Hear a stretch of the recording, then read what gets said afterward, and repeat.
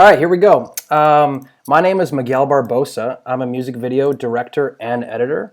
Let me go ahead and turn on this. You can see me. Hey, everybody.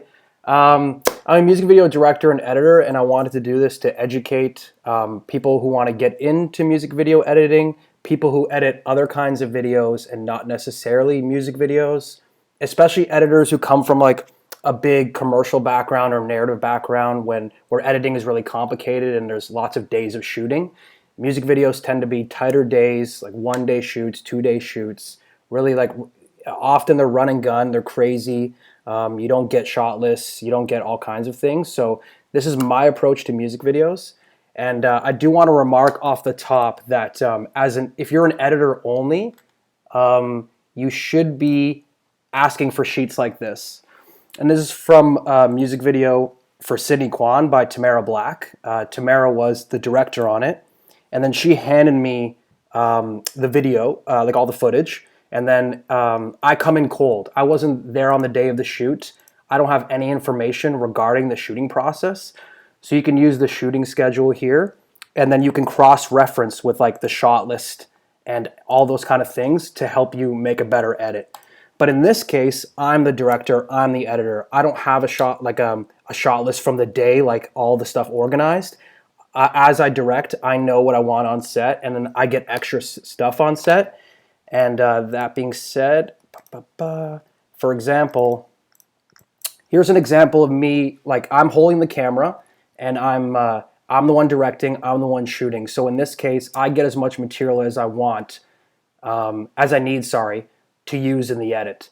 And that's the difference between like coming in cold and coming in as me, the director. So just for context, I'm the director, so I know exactly what I want and I can dive into the edit. So I get tons of options. For example, when you look at this one, this shot here is a long one. She's like standing there, she's looking around. That's like a long take, like what moment I'm gonna use from this? And then I go to my build, and I've only used a quick moment of her looking back at him. Right there.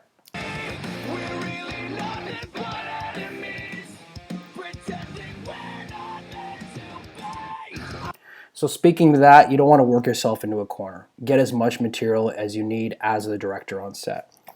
Okay, so now let's build our project.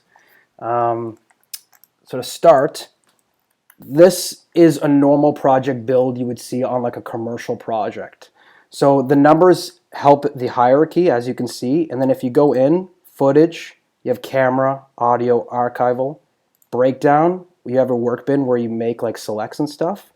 Edit sequences, you put old cuts in here. You prep for color here, you put current cuts here. GFX, all here. Look, you already have a built-in bars and tones. Subtitles go here. And then your final edit goes in here. And the reason why you want a timeline like this is if you hand it off to another editor, if your client wants to see your work, you want to be organized to reference shots. But we're making music videos and it's not that complicated. So we're going to go ahead and just delete all that. And we're going to make just some simple bins. Footage, sequences, music. Seems like your volume's going lower and lower. One sec. Okay. Sequences. Junk. And then I like to make two sequences. So I make a main sequence. This is where my music video goes. And then a select sequence. And then when you import footage,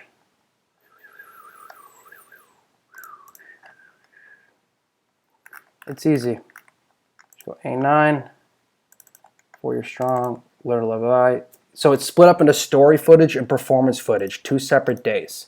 And you just want to click the whole thing and click import, but I've already done that, so don't worry about that. So this is a proper build. You put your music in here, junk, footage, you keep it nice and clean, keep everything organized. It'll help you be a better creator, it'll help you be a better editor, and you will flow better with the cut. So go to here, workshop. So now, here's the full build of the music video, as you can see. But we're going to start from scratch. So let's talk about editing theory just for a quick second. Now, to me, music videos are dreams. You can break a lot of rules in music videos. They aren't reality. So for example, if I go to 155 here, you can connect to the lyrics. So in here, he's saying, cross my heart, hope to die. And then she's crossing her heart literally on that thing. Where's your webcam feed? Let me move this.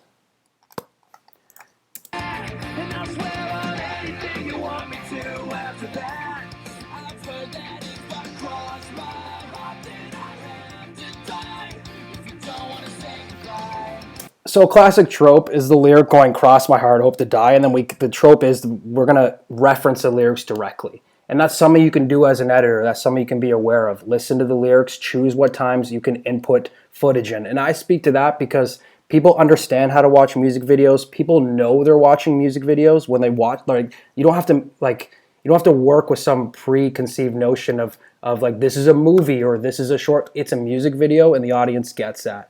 The audience knows how to relate lyrics to the footage. So that being said, you can put like 1,000 years between two shots. But between two performance shots, you can go from them here, her there, and all of a sudden, boom, they're on a beach. Like, look, she was just on the street, and now she's on the beach. So I like that. Like, the problem with student films, for example, is they wake up in the morning, they brush their teeth, they walk downstairs, they get dressed, they go out front. You don't need any of that. You show them wake up in the morning, and then you show them walking outside the house. The audience knows they walk to the beach. You don't have to show that. The audience knows they bought these drinks somewhere in between. So that's classic music video theory. And the audience can process information really fast. You can cut really, really fast, like in this moment here. You don't need to show those shots for longer than a second. The audience will process it really quick. And the audience responds to personality and energy. And also, the last thing I'll mention, one of my favorite things that I tell all kinds of editors to do, I read this in a book somewhere and I'm going to use it forever, but always cut when someone's halfway outside a shot or when they're halfway in a shot. It's a much smoother cut to cut it right here than it is to cut it after. And I know I'm scrambling with all this info all over the place. We'll get into jamming in a second. But this is one of the best techniques I've noticed to like smooth out your edit. You don't want to cut away when it's like this. Okay, exit there. Now, last thing I'll mention is keep the audience's eye focused shot to shot. And for example, if you just look at this area here, her face is there, his face is there, and if you move over, we're looking here between the two shots. So I'm just cutting between the same, look, the audience is keeping their eye here the whole time. And what you don't want to do is cut between having to look here and having to look there and back and forth, back and forth. The audience will miss what you're trying to show them, and it is very messy. So it's a good way to smooth out your edit. And I keep that in mind. Like, I keep that in mind whenever I'm editing. I try and keep the audience looking in the exact same place at the same time. Okay, now that's some editing theory. As far as pulling selects, let's go to that. This is the boring stuff. But pulling selects, you're just going into the footage and you're dragging and dropping. You're just looking in the moments, and then you go like this. You just put them down. She looks back over at him. Just put it there.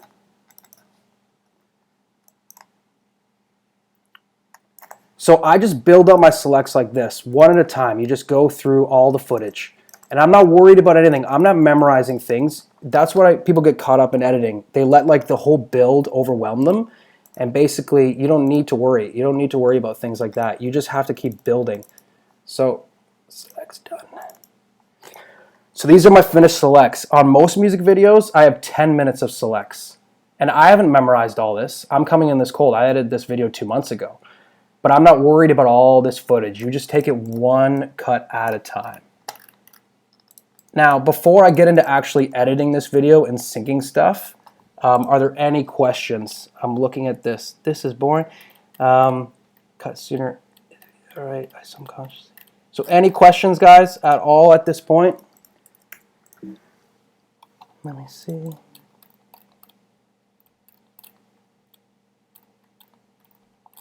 Okay. All right. So let's start editing. We have this thing here. Hopefully you guys can hear that.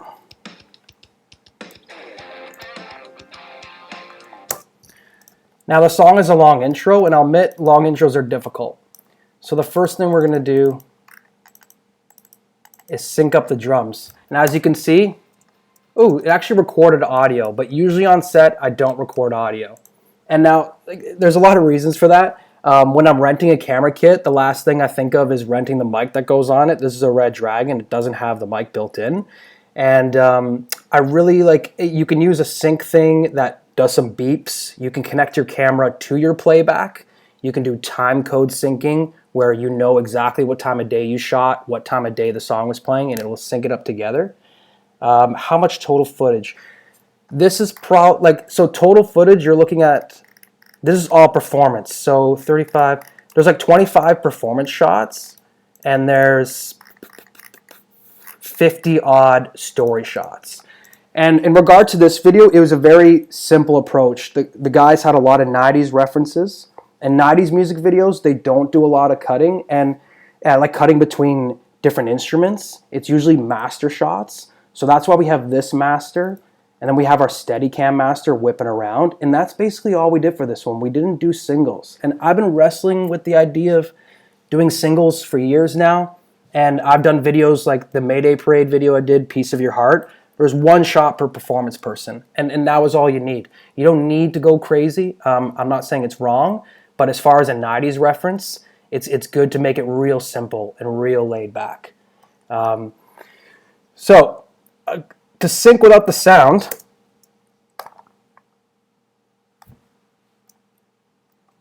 I just look at the drummer.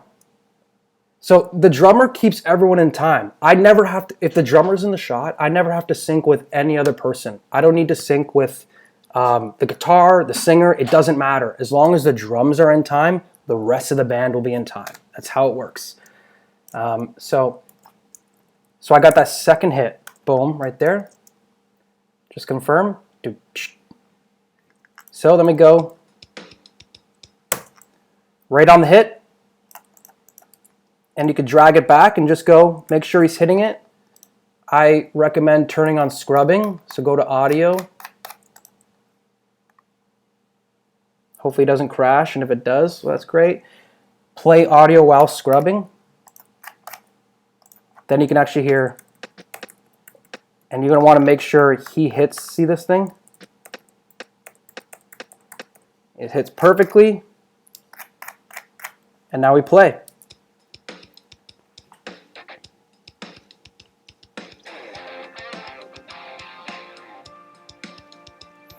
That's a little off time there. But thankfully, we have them all synced here. Now, usually with music videos, I would do one layer at a time. I wouldn't sync the whole stack in, not unless it was a performance music video. In this case, I have them all stacked just for your showing. Where was the video shot? The video was shot in Worcester and Coney Island 2 weeks before COVID, so that's really good. But yeah, so stacking the images. What's key about this is you could just go along and take all your things and then bounce them back down. Just bounce them back down. That's what makes it fast, but I don't find it very intuitive. It's kind of overwhelming, but you just mute all these things down here, toggle all those out, and just go one layer at a time. So this music video, I'm going to want to start on the master of the guys because it's such a soft start, okay?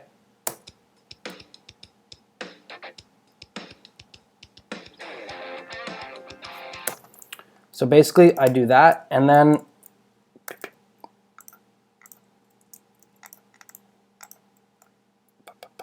you just delete all those. And then you know that's your intro. And another way to sync, before I get too far.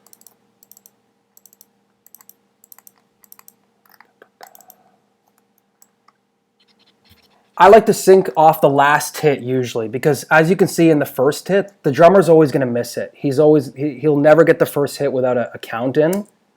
And even if there is a count, It'll just rarely happen. So I like syncing off the last hit. So you have them hitting it right there. You go to the end of the song.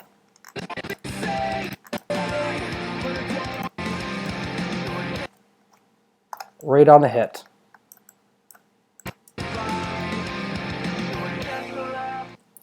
So you sync to the end, and you just bring it all forward. And the rest will be in sync.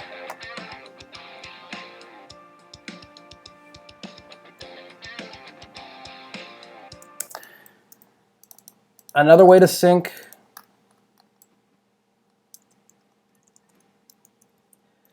I do recommend when you're syncing guitar stuff,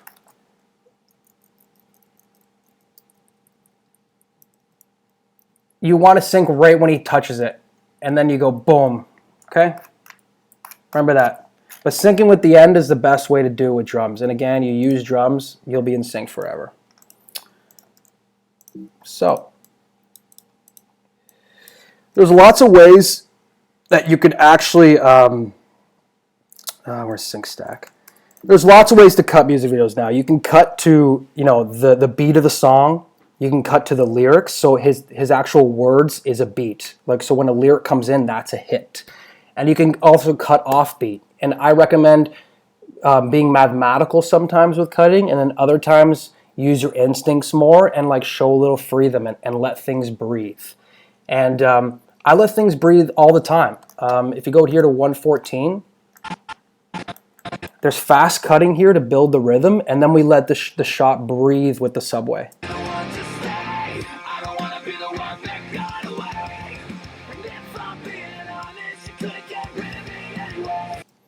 And I love that. I love that hit in the mid part of the song, like the mid part of the shot, and then it has the train going by. It adds a lot of rhythm. If you notice, there's almost more rhythm in this one shot than there is in the shots that preceded it that we're cutting.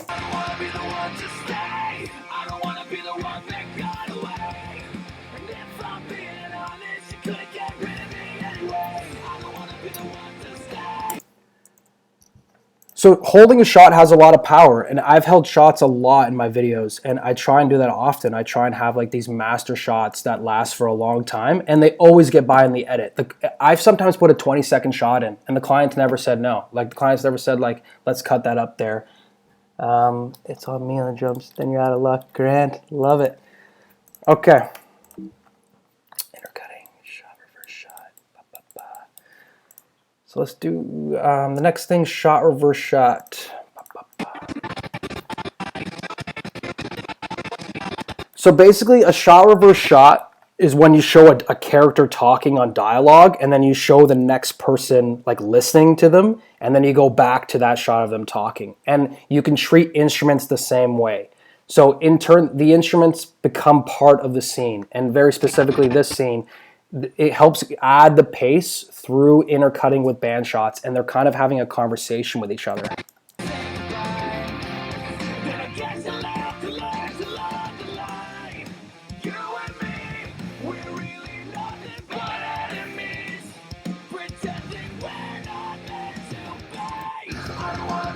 And you see I held that shot long for the end, I let those beats hit, and then boom, on that last drop, we just cut.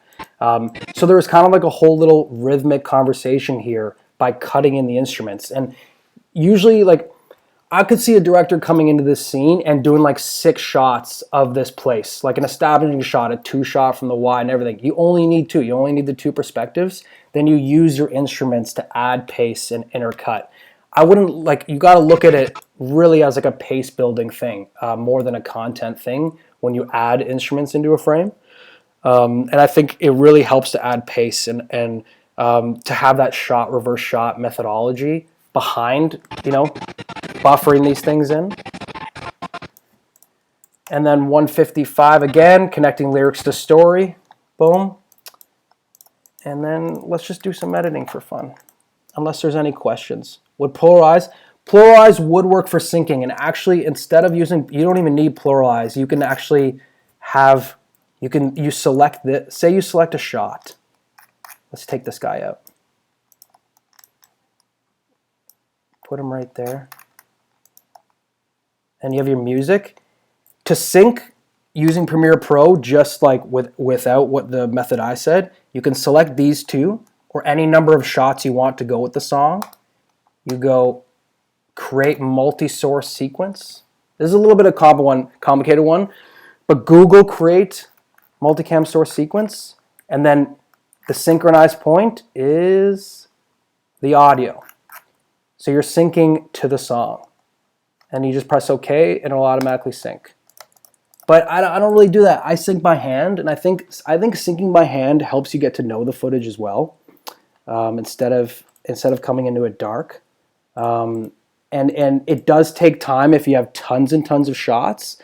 But again, like sooner or later, you have to go through everything. So it's almost the same amount of time if you're going to go through everything to sync it manually or sync it automatic.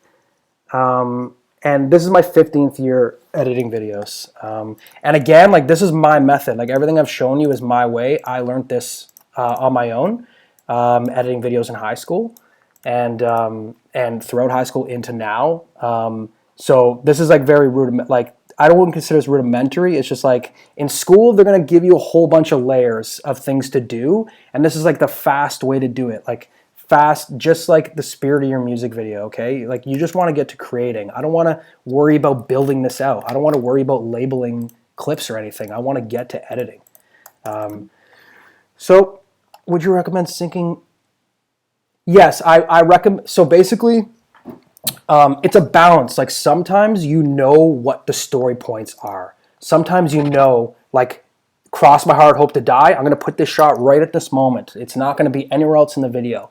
So sometimes you would put your story stuff down first, then you would work the performance around that. But I prefer doing performance first, and then you build gaps within it. So the first version of this video could be all performance.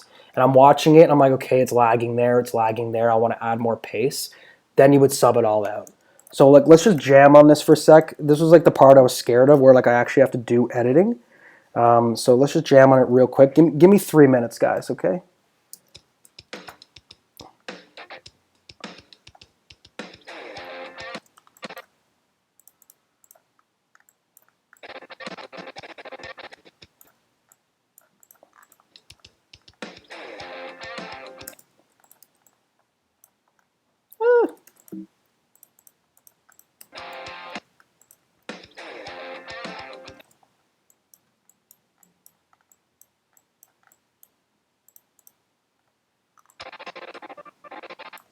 Oh.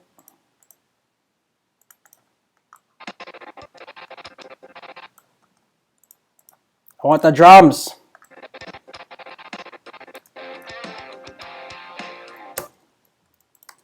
By the way, I love this song, and everyone loves this song. If you don't like this song, you're nobody.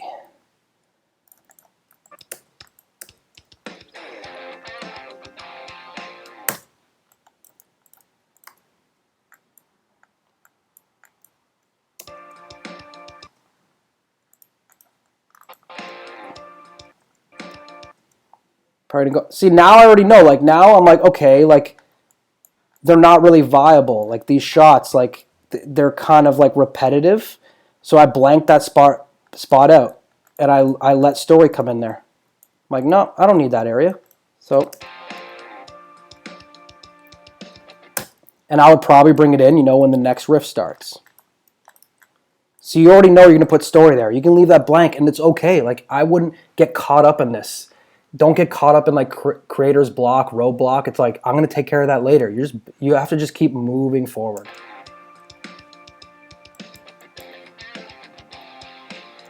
And I would probably use the wide for this one to reintroduce it.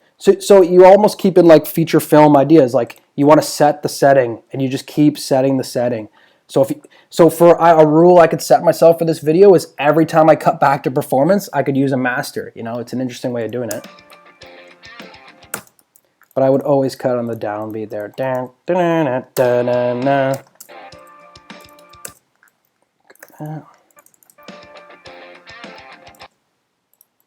I really do love the drum shot in this one.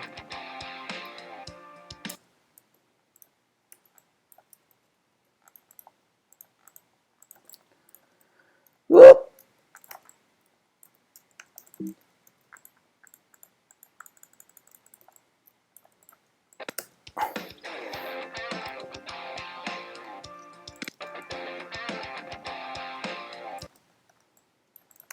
And it's cool. See the patterning that starts happening? We end with a drum shot and we get to a story.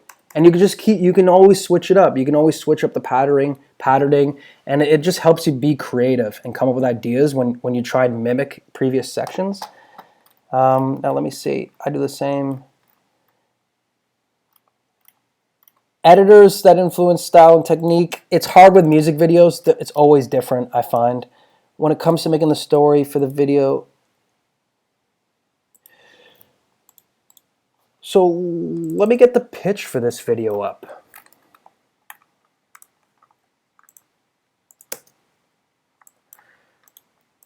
So I gave them a bunch of different pitches, as you can see.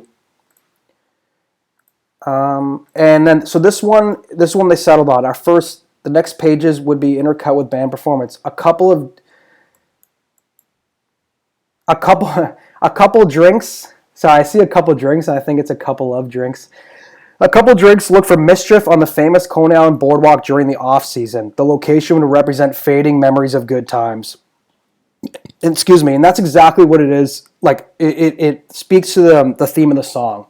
So the song is called "Learn to Love the Lie," and it's about, you know, a couple that has maybe broken up and gotten back together many times, and we've all been in these relationships, these 6-month breakups that just affect all your friends, and you vent to them nonstop, and you just can't rip that Band-Aid off. And that's what the song, to me, that's what the song's kind of about. It's just being in a bad relationship that you can't get out of. Maybe you love the relationship, love the idea of it, and like that's why they're so mad in the whole video. They're just like angry with each other, very displaced. And like that was kind of the approach of this video. So I got as many story shots as I could. I walked around Coney Island and Brighton Beach with them all day, and there's no beginning, middle, or end. You would say the beginning is, you know, them hanging out here, and then my end is them going on the slide. But like the slide we came up with on the day. I didn't know we were going to have this as the last shot when we did it, and I didn't pre-plan it. I worked with the talent, and we worked throughout this whole day. And then this rooftop shot, this is where she lives. This is the top of her building. I didn't know she lived there. I didn't plan this at all. Like, I didn't know we had this as an option until we shot on the day. And Siobhan was like, yo, like, I live right down the street. I have an awesome view of the beach. I'm like, let's go over there. And we got this footage, and it turned out great. It wasn't pre-planned at all. So you kind of, there's different ways to approach music videos. Sometimes you pre-plan every second of it, and sometimes, you know, it's an experiential thing where we explore. And I think it's a good way to do this video because, you know, they already know each other. These two people are friends, and this is like a day that they could have together. And I think it's much more natural if we just go out and have the day, and I walk around with the camera, than actually, you know, pre-planning everything. And pre-planning is great, and you have great results from it, but it takes up a lot of time. We had one 12-hour day. That's all I could afford, and the next day I flew back to Canada. So that's how like the format of this video was done. Let me see. Have you ever tried multicam? Yeah, absolutely. I've tried multicam. The problem with multicam, I don't like to use multicam for music videos because we don't have 5 cameras running at the same time. So they're not all going to match. So sometimes I can't cut between shot A and shot B because they don't even look the same at all. And so I would just cut away to story anyways. But multicam is a great thing as well to use. I do recommend it, but I'm not going to show multicam in this one because this is kind of like the introductory one. And we're down with the comfort. Yeah, does speed up workflow. I use multicam when all the cameras are live at once. I wouldn't use multicam for stuff where it doesn't match. For example, here, these are 2 different shots. And I like bouncing between shots that don't match for this video in particular, but normally I wouldn't do this. You know, I wouldn't go, like, these are 2 different shots. He's addressing the camera down here. It's not even the same time. So let's go back to our world here.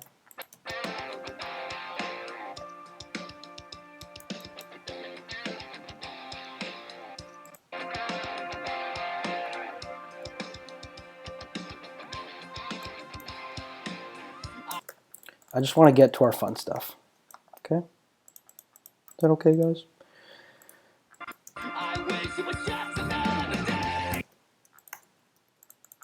I like that. Thank you, Alan. And now one thing you could also do, so you can, I'm muting all these for fun, you can just go through the whole song and then take out chunks as you go, like this.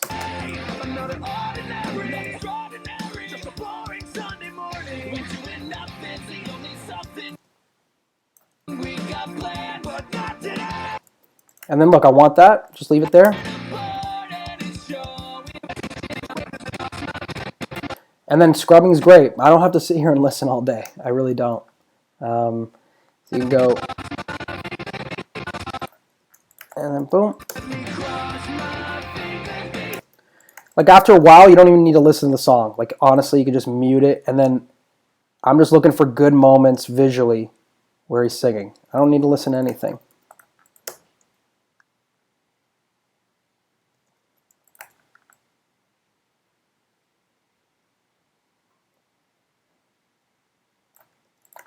Like I like that drift. I'm not even listening to the song. I'm just looking at the footage.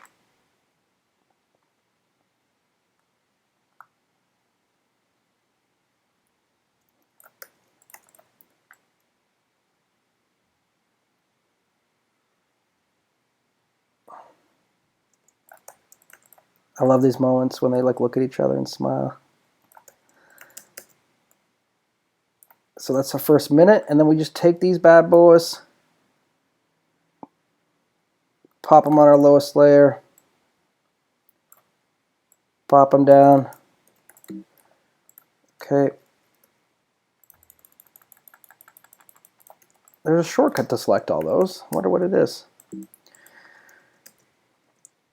Then you just go to the next part. And you do the same thing again. This is a very fast way to do it. I wouldn't normally do this, but this is just for illustrative purposes. I like that swipe.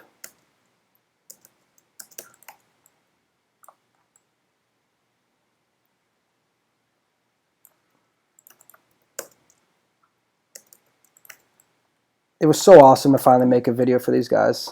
I've always wanted to. Put that there. Put that there for now.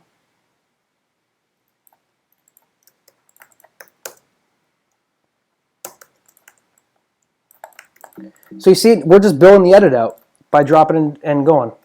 If there's any questions, just let me know.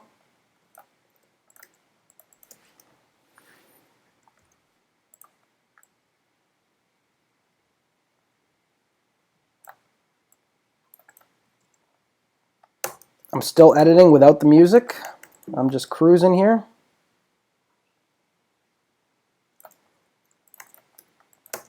And now look, you see how it's natural. When I'm shooting, I'm listening to the music, and this cut just landed perfectly. It's very natural.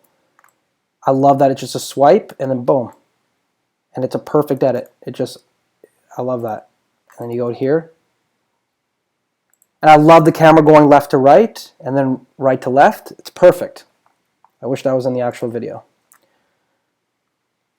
And then, for example, my OCD would want to go back. I'd want to like put this shot in where we go back. We go somewhere else for this moment, but then we go back. And then that's when we override this shot, which is no problem. We just put it down there. And then that gives you some technique. You're going left to right, then back. And like, see, this is where the confusion comes. We're looking at Alan, and then we cut here, and he's a little bit too far left there. So that I think that's messy. I would put somebody else there. Boom.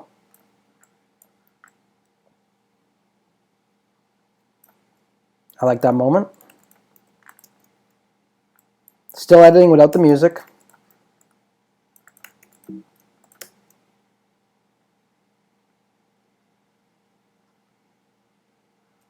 And like that one, look, perfect. That's enough car, I think. How much direction are you giving the band members or actors? We talk about the shot.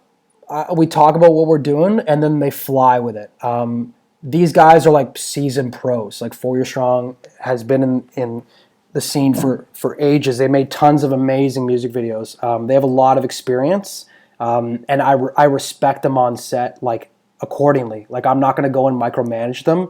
I'm not going to try and reinvent the wheel with them. I want them to act like how, basically I asked them to act how they normally would on stage, unless the video is a specific type of video where they have to show a specific performance.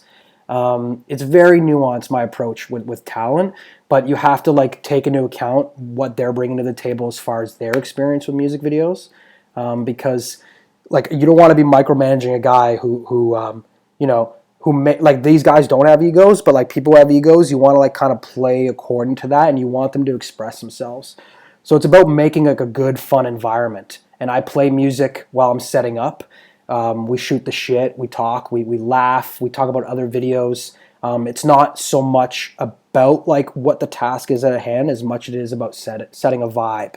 And that's what makes it fun. Like that's why you get like these fun things when people are chilling and talking to each other. And like, see, he's looking back at the camera. I think that was his idea to look back at the camera. This whole perspective, I think was his idea.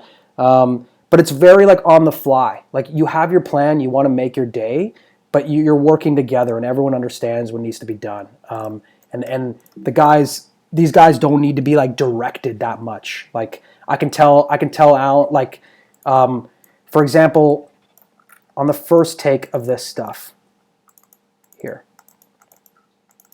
on the first take,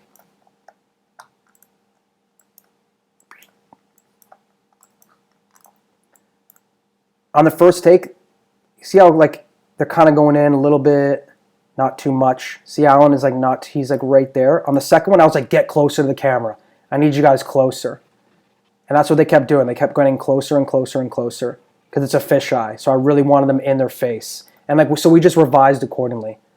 And how much footage in general do you shoot? So it's usually like a 200 shot day, like 100 to 200 shots a day. But I'm not thinking about quantity. Like I have the shot list. Like, so like I have a shot list, but it's not like Tamara's I showed you. It's more just like for me and my day. I'm not giving it to another editor.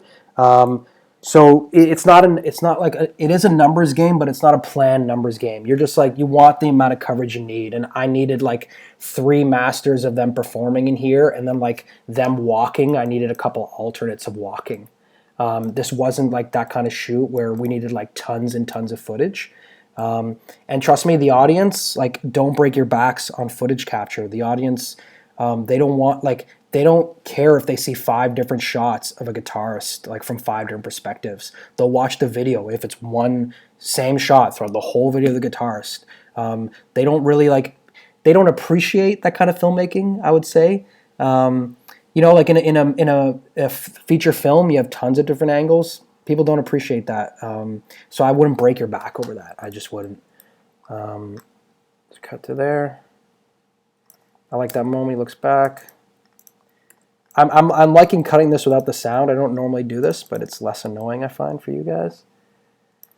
And boom, I like that one.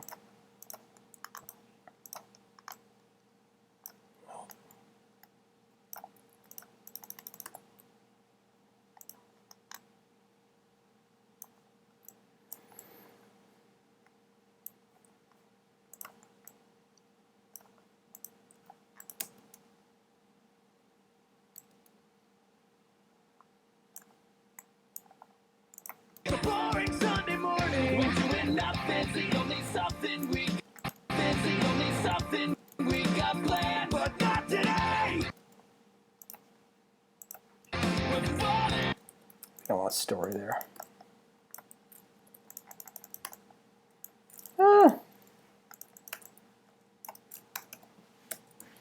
We're basically trapped in captivity, wishing our way out.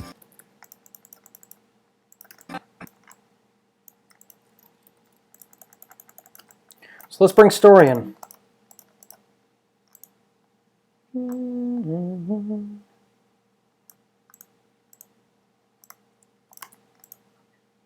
Why are there 2 mains? Why are there 2 mains?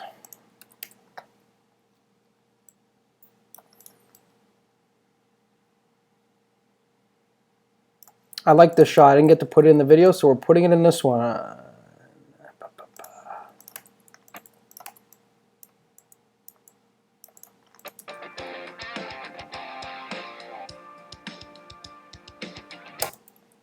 Cut right on the hit there. You're always just listening for those hits. You're always just... Every hit is a good cut. And you can cut in between too instead. How about this? How about this? So you cut on the second one there. Da, da, da, da, and you can cut on the da, da, da, da. Select's done. Let's start with this opener here. And you see, it's all about body language here. Like, no eye contact is huge. If you're around, if you want to make a couple look pissed at each other, just have no eye contact, and that is just huge. And for example, if you select, if it's like this, and you paste it, you're going to get in the way of your paste. But if you go up here, cut those out, it'll paste on top. That's very handy. And there you have the beginning of the music video.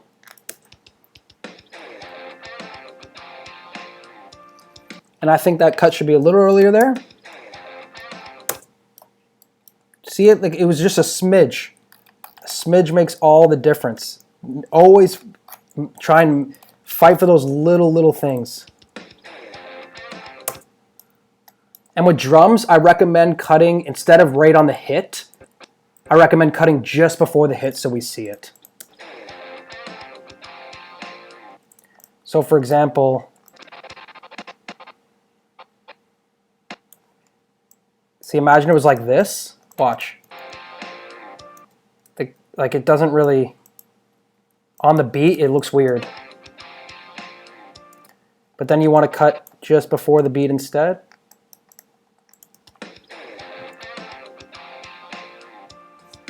Even more, even more.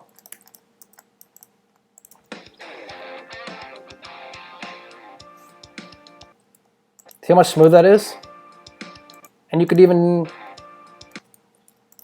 but you can cut out on a drum hit, that's okay.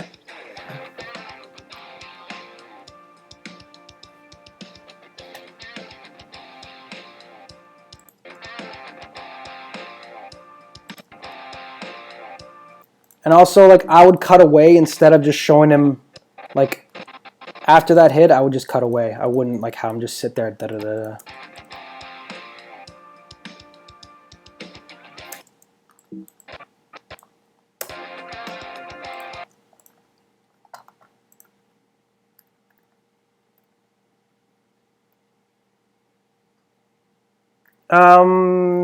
Let's get in some questions quickly.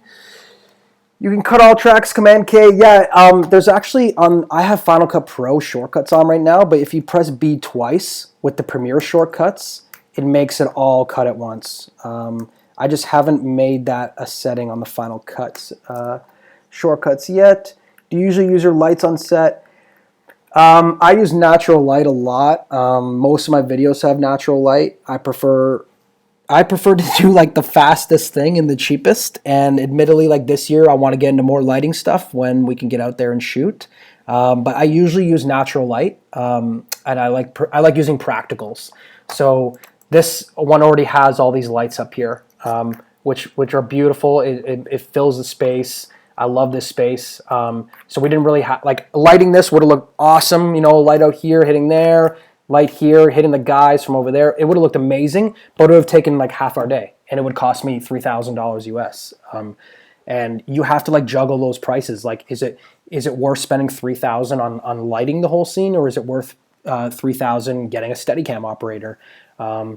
So you, as a producer and a director, it's like that constant battle between lighting things and not lighting things, and I prefer not to burn the whole budget on lighting.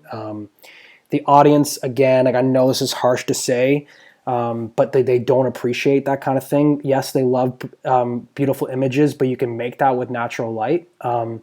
If I put up this video completely lit and I put it up natural light, it would have gotten the same amount of plays, I'll be honest. And to work with bigger bands, I hate to say this, guys, but you gotta just keep shooting.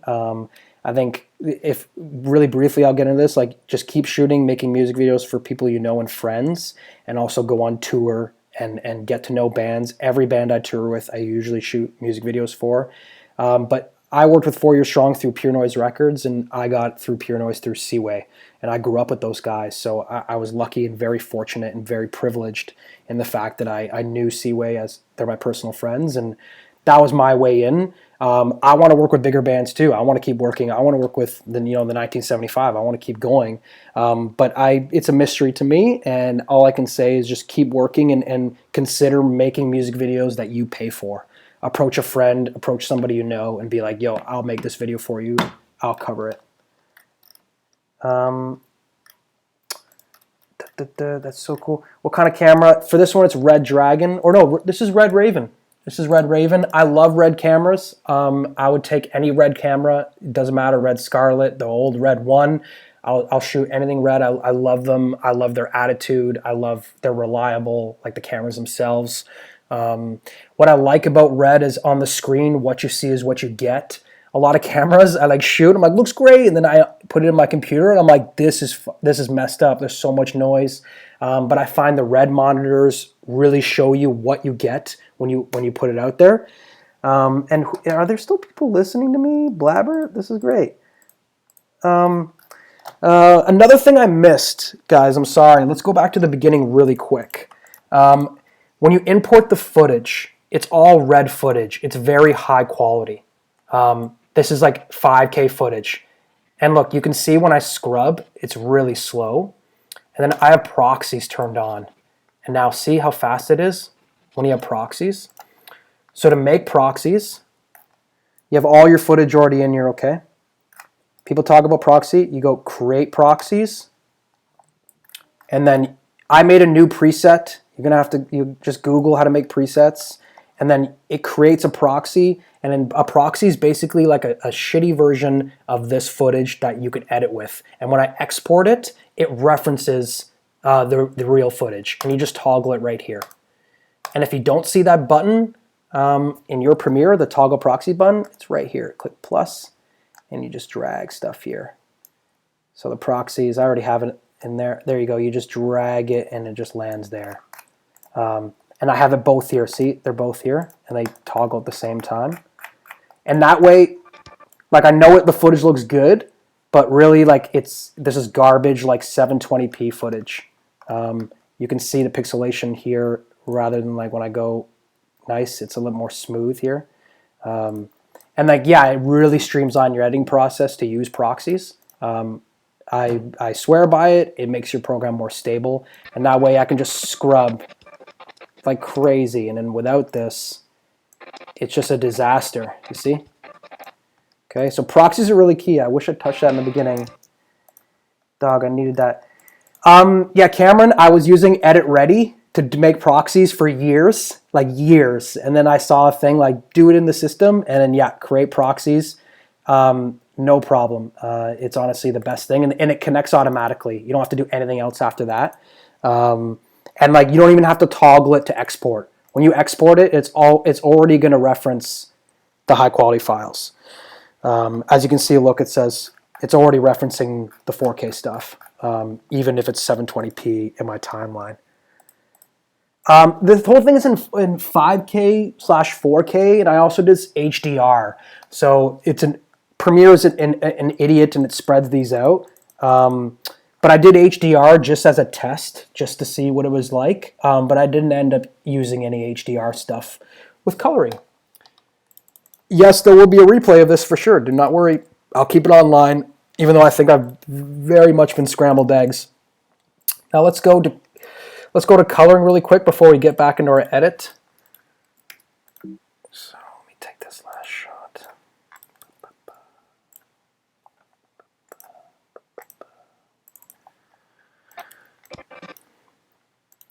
So I colored this video. Traditionally, I don't color my music videos, and traditionally, I don't shoot my music videos.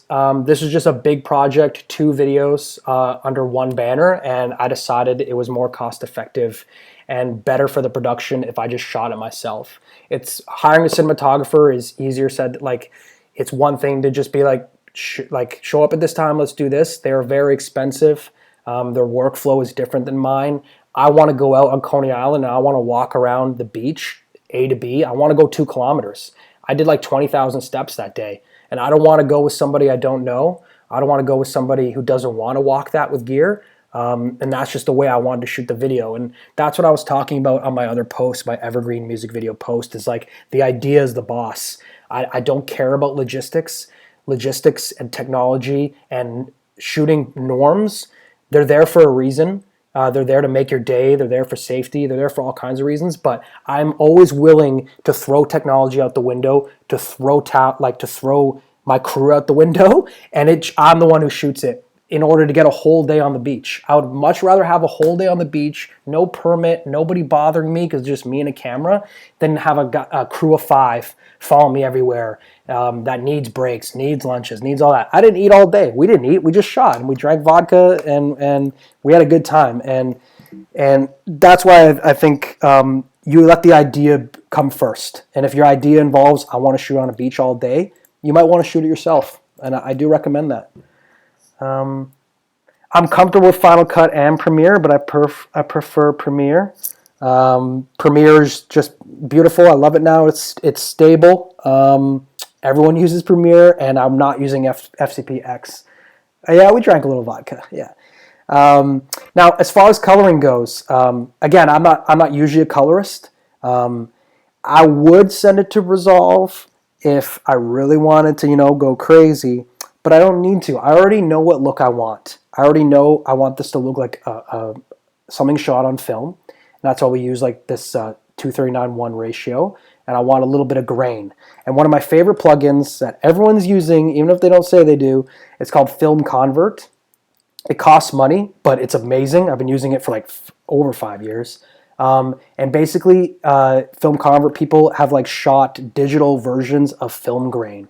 So I'm actually using like a Fuji 854 like Vision thing. No, that's Vision 3. Some Fuji film stock that gives it the color quality and grain of the Fuji film. And then you can choose your type of grain here on film size. So 8mm, look at that. You get that 8mm dirty grain. Look how gnarly that is. And then you go to Super 8. And then you go 16 mil. 16 mil is actually a nice middle ground, but it's really dirty. So I prefer the Super 35 because I believe this one's a Super 35 sensor anyways. So it gives it that kind of grain. And you have all kinds of options. You got Kodak Vision 3 here. Look at that. Pop that in. It's just like using filters for photos. The black and white's beautiful. But the main thing I wanted to do, I wanted her red hair to pop. And then that was like the methodology behind this. Whatever color I did choose, I wanted her red hair to be like sultry and poppy. That's why we got Siobhan. Like, you hire someone because of their look. You want to accentuate that look. Don't hide it. So I'm not saying that it's as easy as just popping the color over it. But essentially, I do color balance like shot to shot. So I would look at this shot, and then I would make sure, my whites are white, and I would compare it shot to shot. And I will say, like, some could say it's half-ass. Some could say I shouldn't do this, but I already know what I want. And this is all it took to get what I wanted, where I wanted to go. I don't need to send it to Resolve. I don't need to hire a colorist. I got the look done. I just popped this in. I bumped up the mid-tone saturation, which really gives the mid-tone, brightness. Saturation's up to 144. And it makes everything pop, and I love this look. I love it, and I've gotten compliments on it, and it's great. I sound like Donald Trump, but there's a very easy way, and I do recommend Film Convert. It's great to add grain. It's honestly the fastest way to do it. And sometimes you could, mix it with Lumetri. There's nothing wrong with that. So you just pop Lumetri in there, and can warm it up. Actually, I would. If I were to live this day again or live this shoot again, I would make it colder. But I want it to be warm. I want it to be a little warm, and I want it to also match the performance footage. Now let me see. Premiere Pro.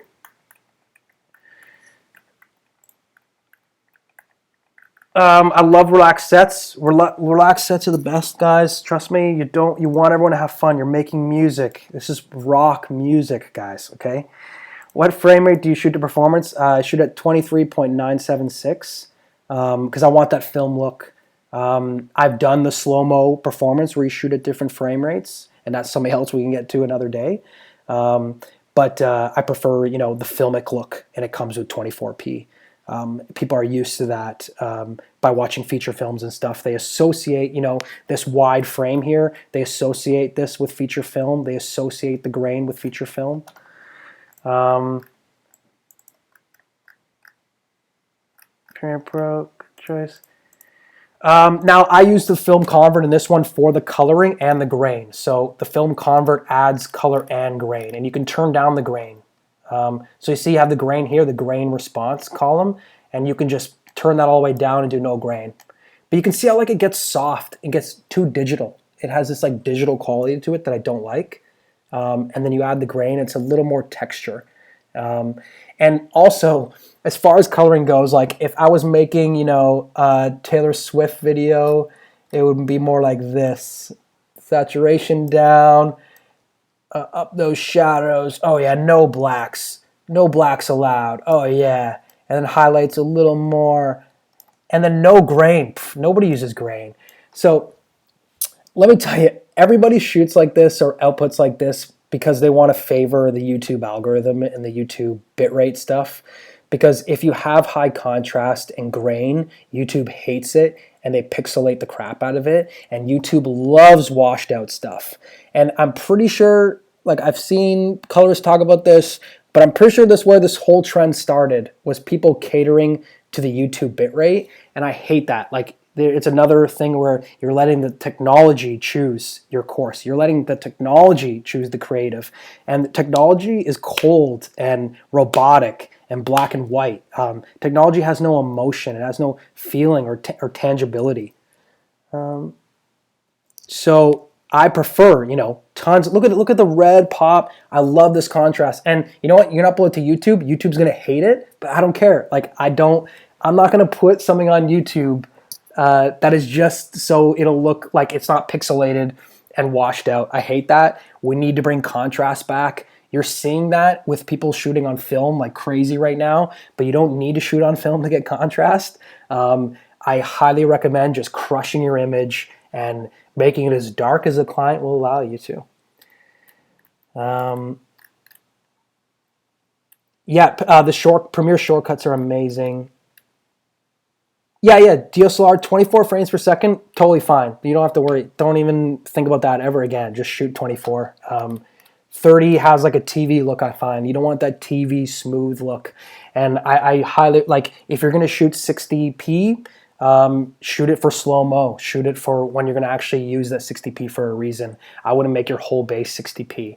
And it's those little things that separate you, from a pro and an amateur. And I'm contradicting myself on the lighting thing again. And it's I know the audience doesn't appreciate a lot of these little things.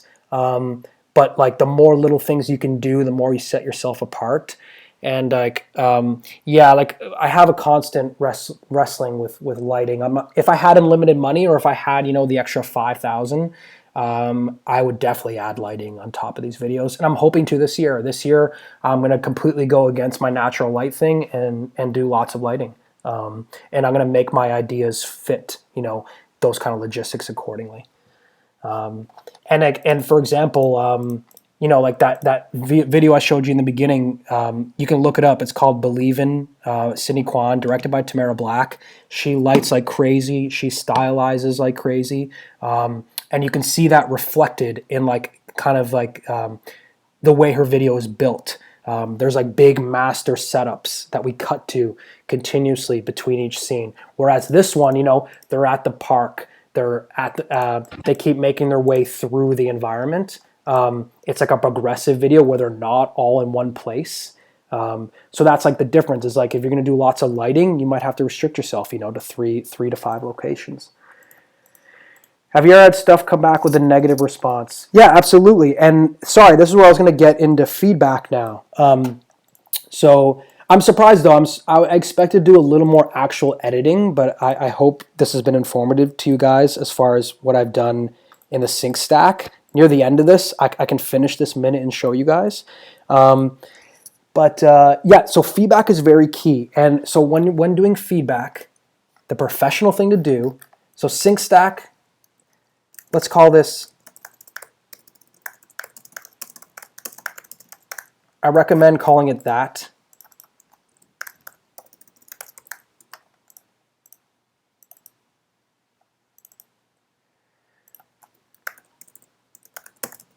So whatever you call it, I would call it 40 Strong Learn to Love the Lie, because when you export it, that'll be the name. And trust me, you do this enough times, you're sick of I'm sick of clicking this. I'm sick of renaming it. So when you're doing feedback, you're going to duplicate your setting, your sequence. You're going to add the date, and you're going to go ahead and toss that somewhere else. And then so now when the client's like, oh, we want to go back to their edit, we changed our mind, you have it right here. It's already there. Premiere has autosave, but I would make a copy, okay?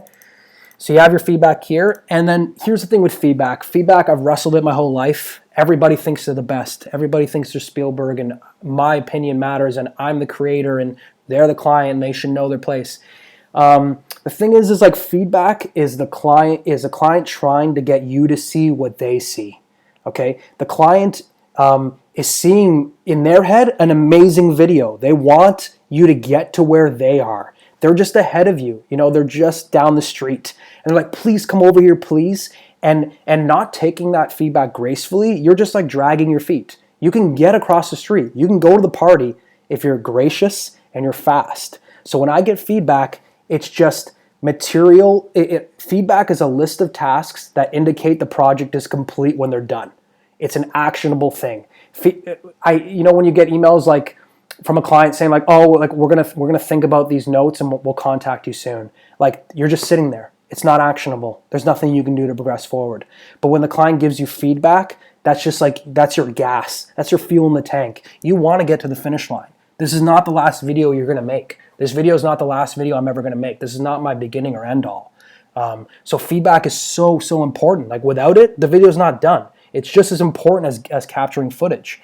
So I would do it. I would accept feedback graciously. Like be very gracious. I always say thanks for the feedback, because I'm like, thanks for giving me the information I need to finish this and move on to the next video. And so I love feedback. It's been a long process warming up to feedback, and I do recommend just taking it graciously. And then handling feedback with speed and grace shows that you're a team player. You're taking responsibility and you care about the project.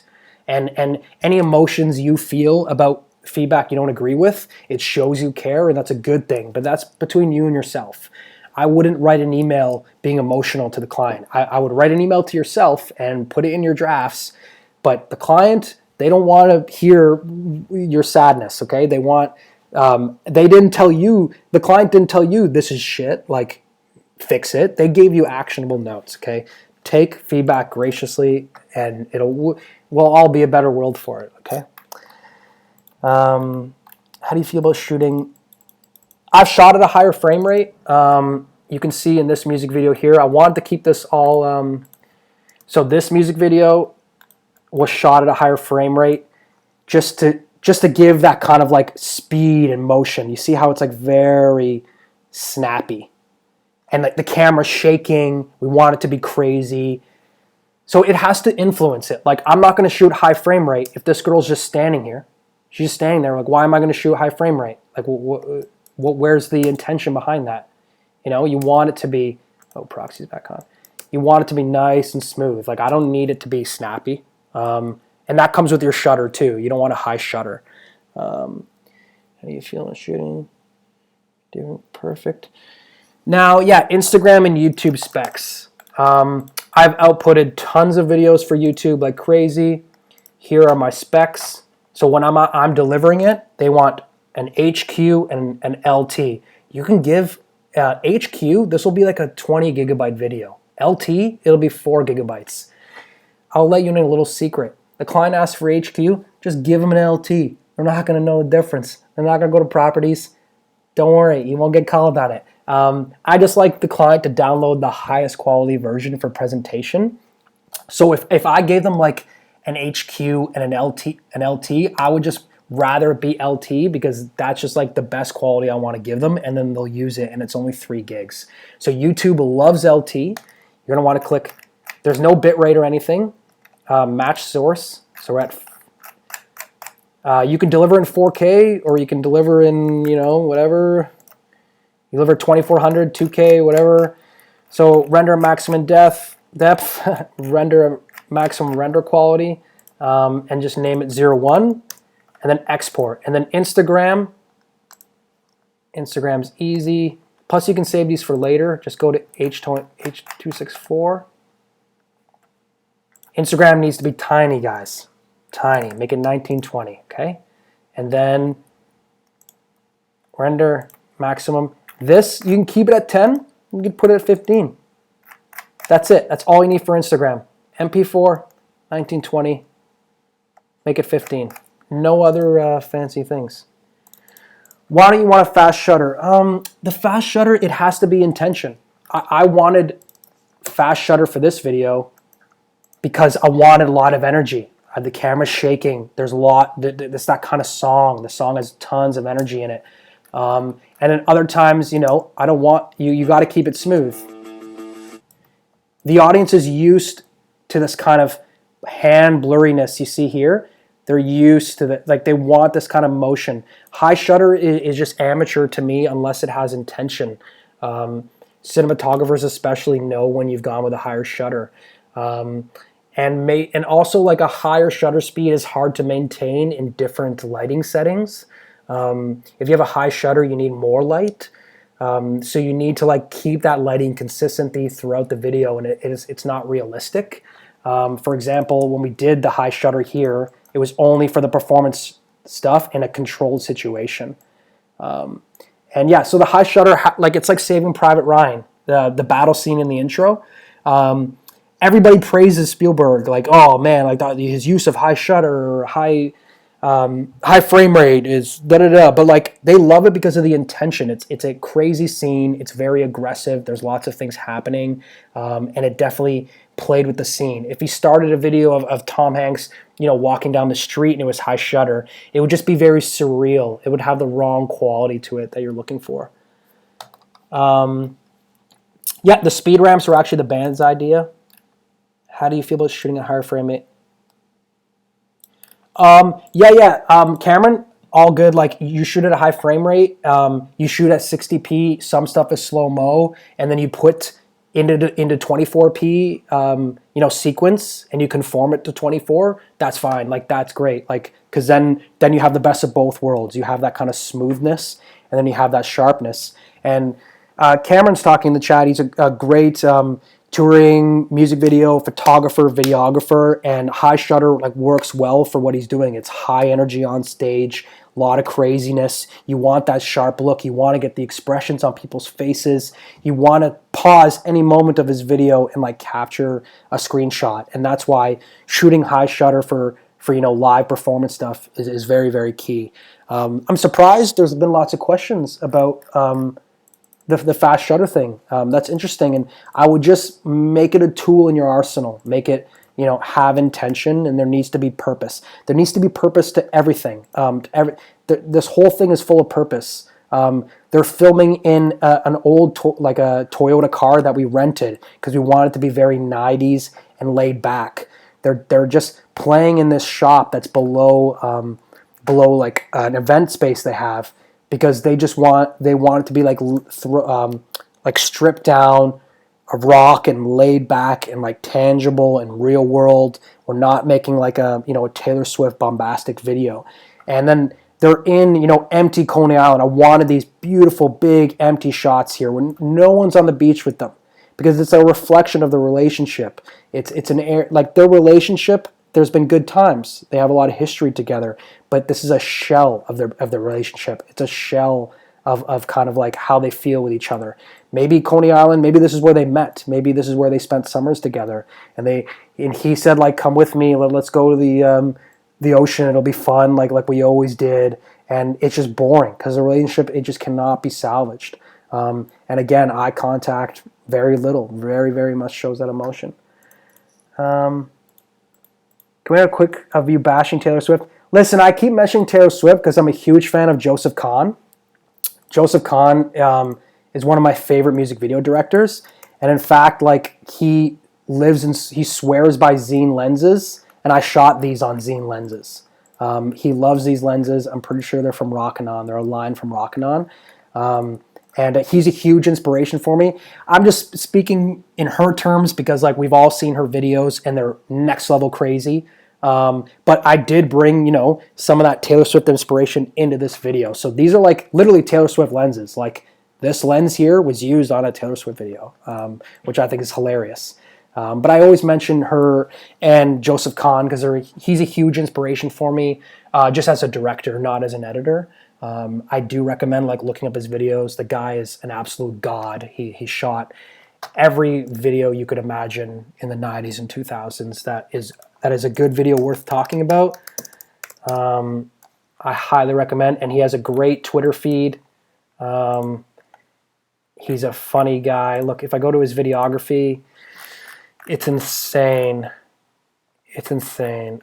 Public Enemy, like Ice Cube, Backstreet Boys, Madonna, Usher, Monica, Rob Zombie, Destiny's Child, Elton John, Aguilera. So he's a huge inspiration. Like he wrote the book U2, D12, DMX, like Blue and Yellow, Purple Pills. That was Joseph Kahn. Like what more do I have to say? Is there something you want to do? If not, how do you challenge yourself? Let me get this going now. How do I challenge myself?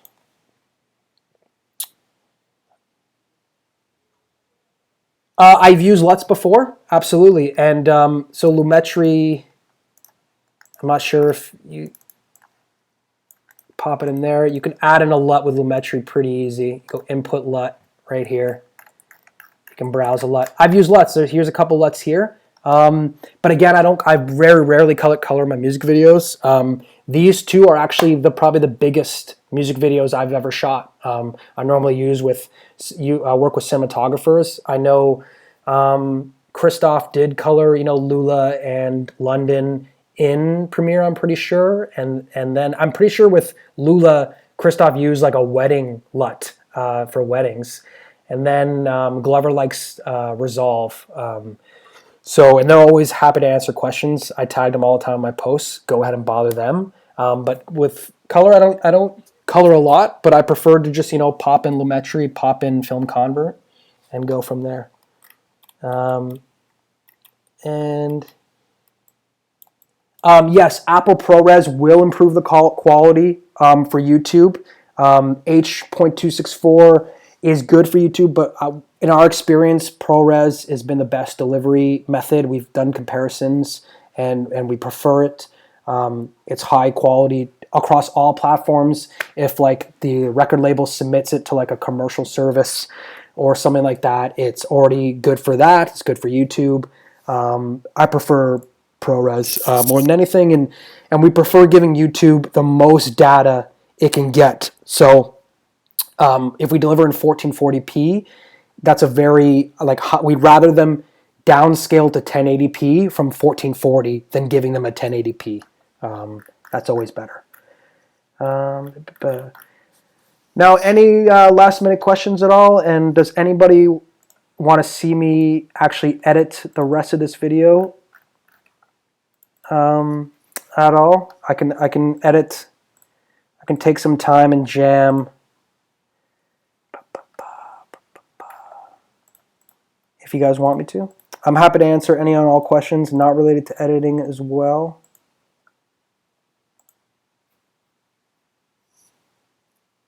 Anything, guys? Love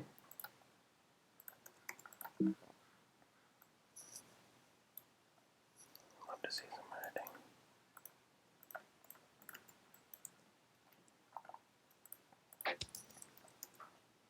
Yeah, I've had a lot of fun doing this. I do feel like scrambled eggs sometimes, like the flow of it. Let me see. And then, so this is my doc. And if you guys want this doc, just send me an email or tweet me or DM me and I'll give you this doc. And I'll be happy to send it to you. Again, I'm happy to answer any and all questions.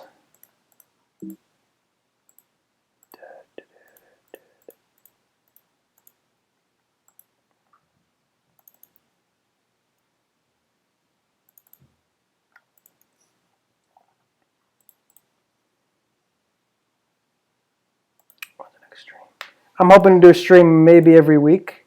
You said you're mostly self-taught. After doing this time, do you have any recommendations? Online classes. Are you all right? So, are you talking the context? Boston Legend, thank you for the question. Are you in the context of directing or editing or both?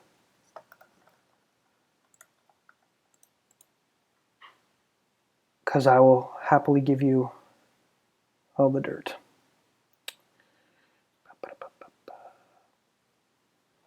And the main thing, editing mostly, yeah, editing it's tricky. I would just the more you do it, the faster it's going to be. I've been making videos for so long. I made 200 videos before, like my first, like these are all videos I have from high school, and I cut so many videos before I ever edited my first music video.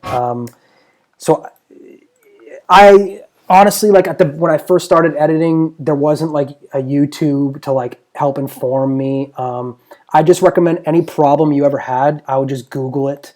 For example, like how to make proxies in Premiere, like stuff I just talked about. The answers are all there. Google, I know it's kind of a scapegoat to tell you to Google, but Google has the answers to most of your questions because people have asked them before you.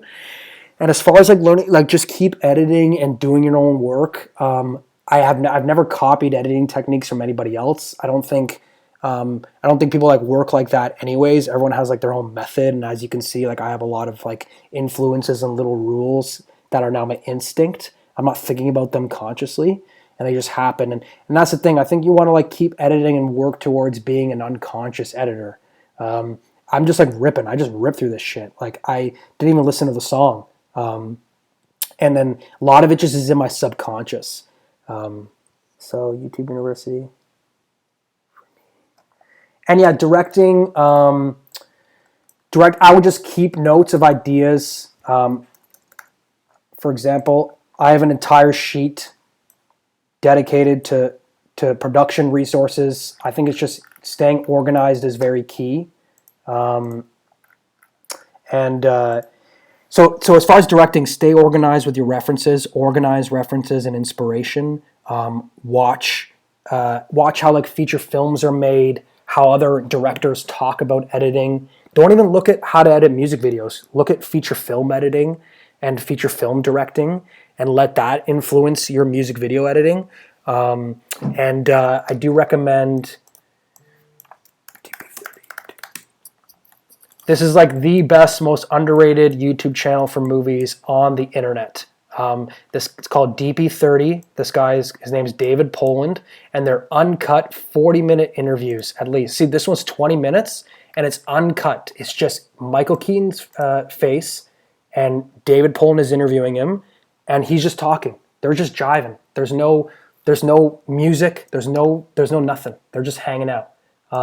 And he's done everybody. He's done the film festivals, Oscar winners, Sundance, like anybody you can imagine, like Jennifer Lawrence. So even you could just sit in on him and Lupita talking for 3 minutes. You could just sit on a whole conversation of them talking. And it's honestly like the most underrated educational YouTube channel there is. They have cinematographers, they have writers, they have everybody you could ever imagine. This guy's an absolute legend. This has like been like very key as far as my inspiration. And another thing I'll go to.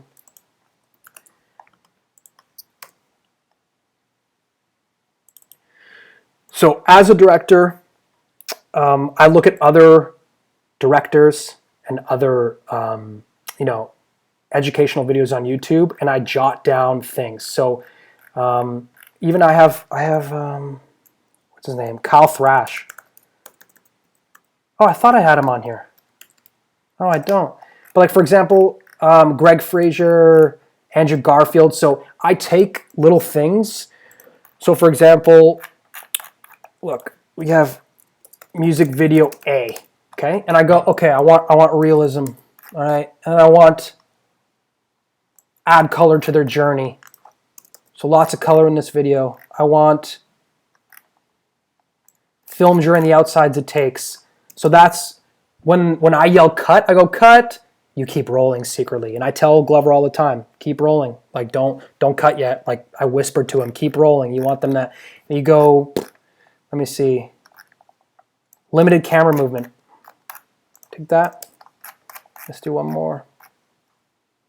Content that inspires people to do social change. And there you go. You have a music video. This music video is about content inspiring people to social change. You want realism. You want it to be colorful. Film during the outsides it takes. And limited camera movement. And like I find this very useful to come up with ideas, to figure out my approach. This is how you steal without getting in trouble for stealing. Because there's nothing, if you steal a whole meal, you're going to get into trouble. But if you steal ingredients, no one's going to know. You're making a whole different dinner. Perfect. Thanks, Trevor. Trevor's killing it.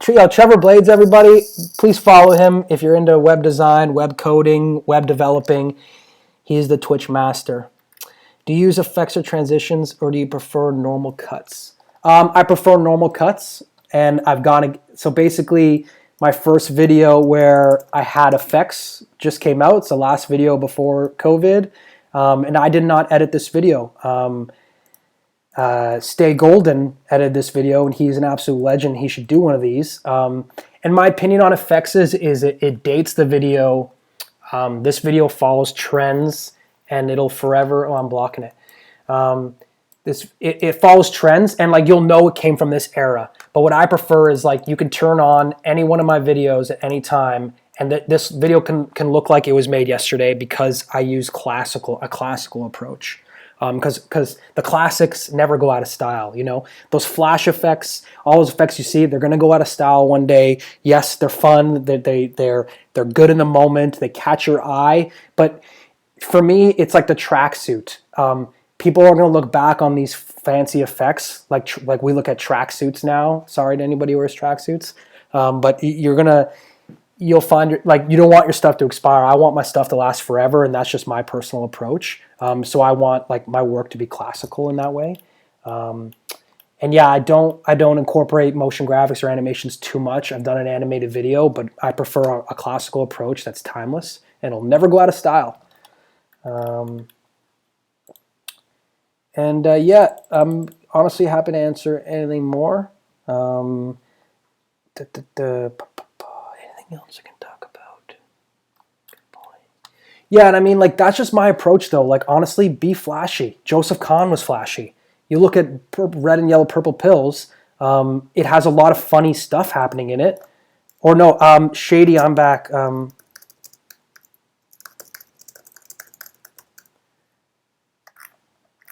What's it called? Guess Who's Back? Oh, Without Me. Like, see, this video, it has all this fun stuff in it, and it works because, like, it's a classic, you know? But it looks dated. This feels 90s. It doesn't look like it was made today. But it's still a classic. So I'm not discounting this approach. This approach is amazing, and this video, it has almost 1 billion views. It's such an iconic video. But you can see how, like, something from the 90s done with effects kind of looks dated. And then, you know, if you pop up a video that's a little more classical, it can look like it was made out of anything. Adele. It's funny, the first video that came to mind was Adele's IMAX video. So this video was shot on IMAX. Beautiful video, but it's very classical in his approach. This could have came out yesterday. It could have came out in the 60s. It could have come out any time. But the classical approach, it gives us this timeless quality where I don't know when this came out. I couldn't tell you. I don't even know. So there's a visible difference.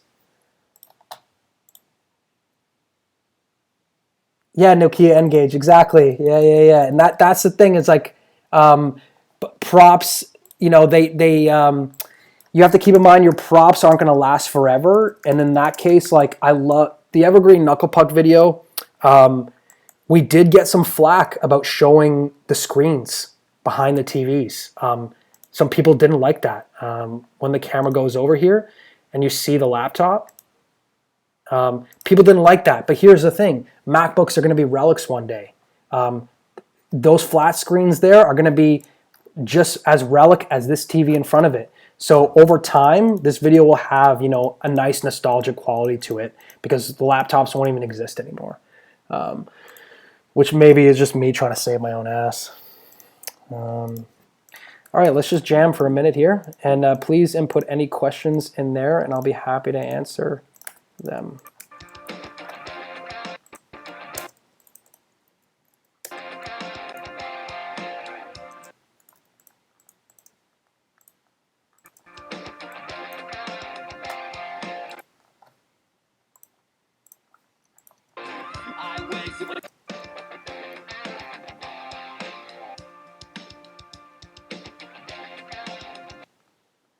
I think I want one of those walking. And then see, sometimes you don't even have, the select isn't even there. You just go back to your footage. And I like this walking shot here. Put it right there.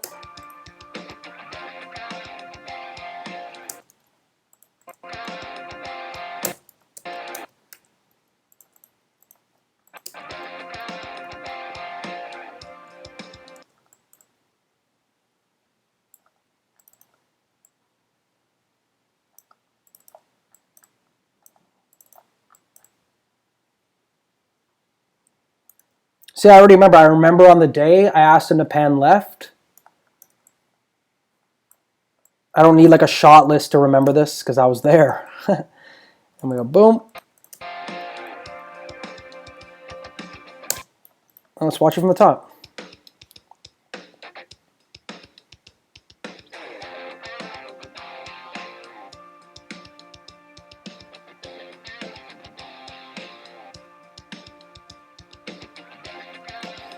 And one thing that's cool is like you can see I showed the drums for like a long amount of time there, and then here I only showed it once because the audience has already seen it. They already understand it. They don't need to see it again for that whole time.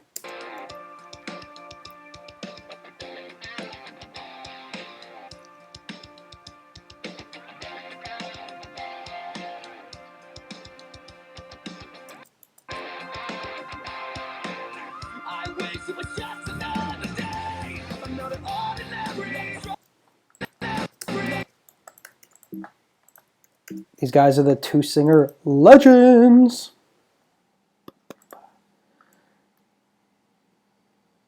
Look at this shot here, guys. Ah, that's horrible. And like I love this distance. Like I love focusing on the hands because they're not touching. They're just so apart from each other.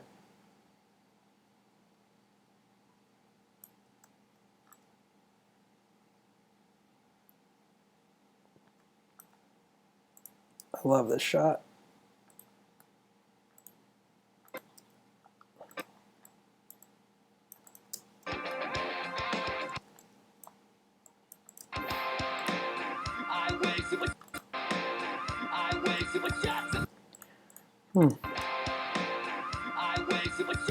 See, that was a little too quick. Like it just doesn't feel right. So you just cut a little earlier.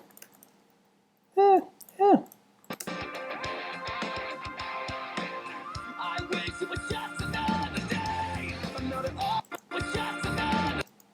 And maybe, boom, maybe get that there. See, it works because they're also in the same neighborhood, okay? So you see that's your frame, and look, it's perfectly middle there.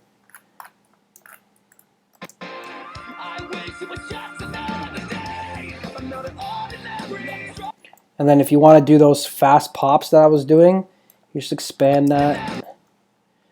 What's the best way to do this? Like that. Speed. Oh, it'd be good if it gave me that. Ah! There we go. Make it 300, doesn't matter.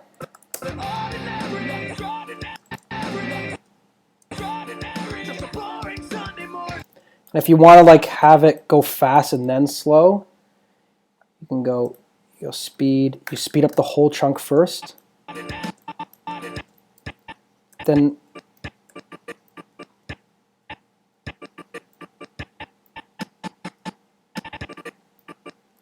and then you just go like that.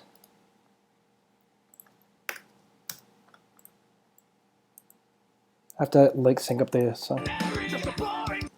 Then you can have it go fast until it reaches there. Watch.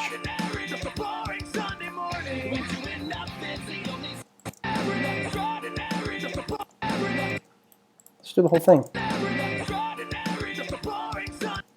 little fast. And look, I remember I shot out the window here, so I'll go to, not Finder. Reveal in project. Go here. Where's my out the window shot? There it is.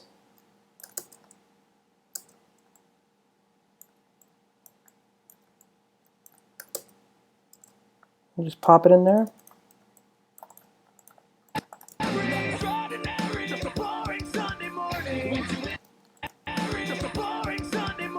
I like that hit there. Some people like ramping with keyframes, like using keyframes in here, and you can make smooth, nice ramps. I don't really do that. And if it doesn't look like enough, you just make it go faster to show more. That's 500, that's a lot.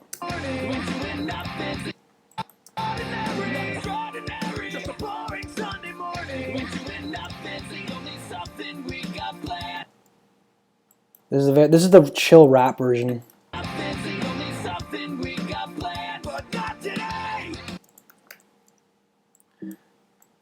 right, let's get questions quick.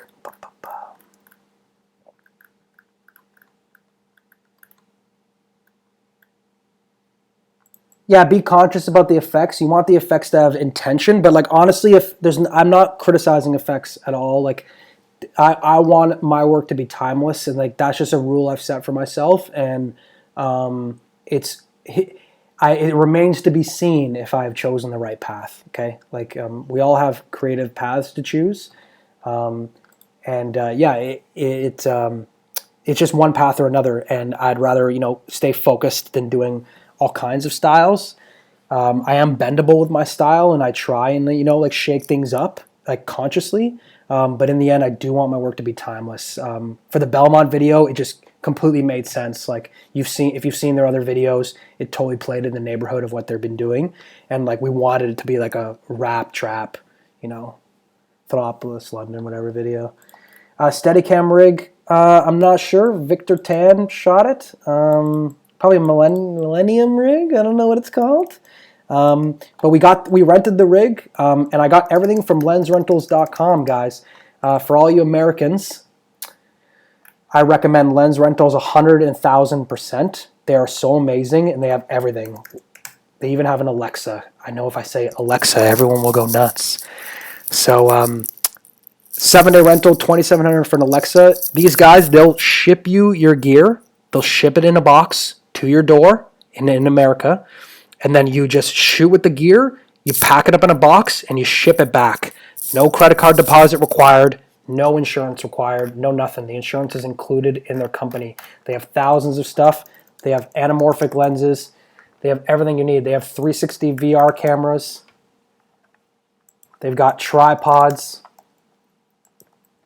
They have C-stands. I ordered C-stands for the shoot. I ordered lights. They'll ship you anything, and the shipping is $30. Like it's nothing. So I highly recommend them like crazy. The Steadicam did not come from there. Sorry about that. I'll share this video, yeah, most likely.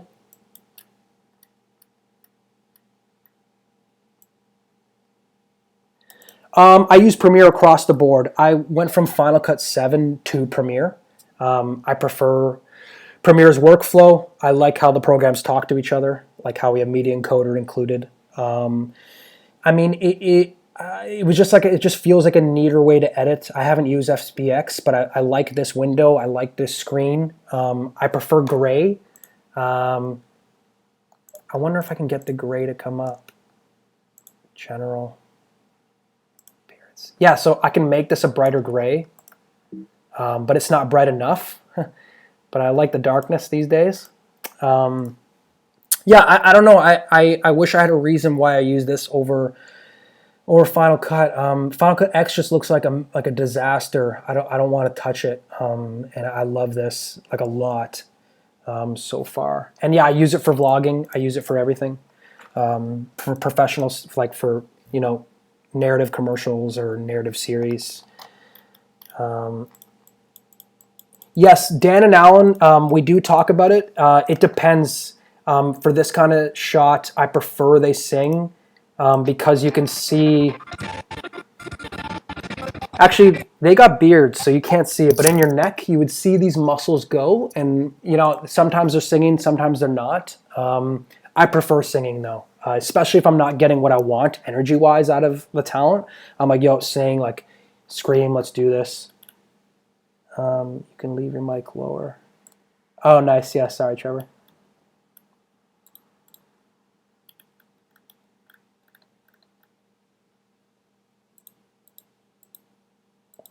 Here. Sorry about that, guys.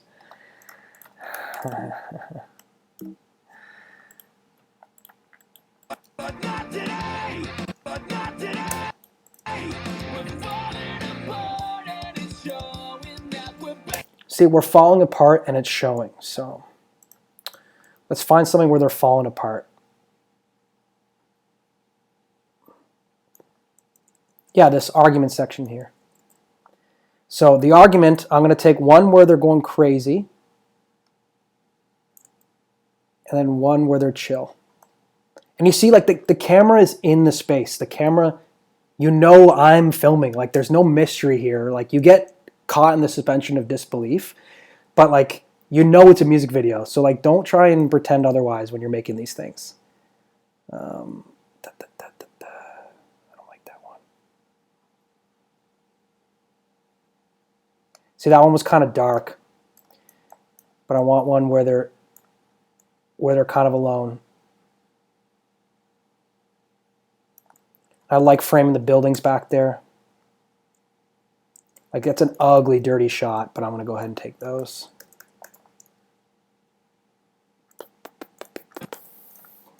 So, like, we're falling apart. And look, we use the middle part to do two different time frames.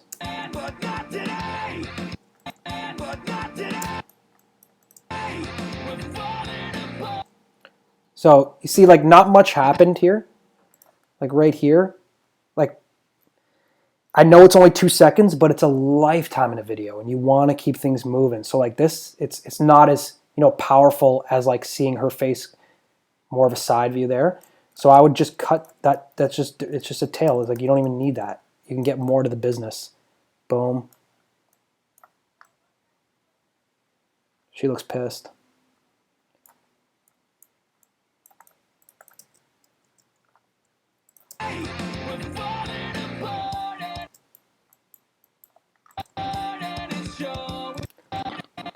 And again, I'm carrying the user's eye.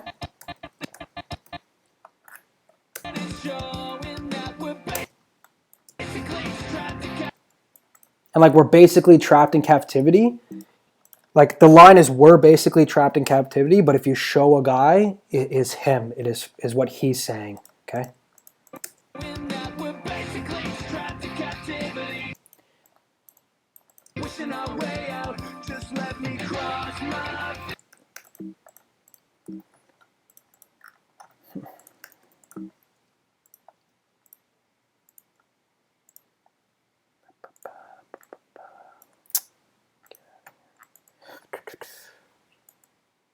And like, wishing our way out. Look, you got the nice skyline. You have them reflecting. It's a perfect moment there. And again, I'm looking for the best shot, the apex of this shot. So the apex is somewhere where, and again, remember I said cut when they're almost out of the frame. It's much more natural. So that's all for the ending there. I want the ending to be there. Put that there.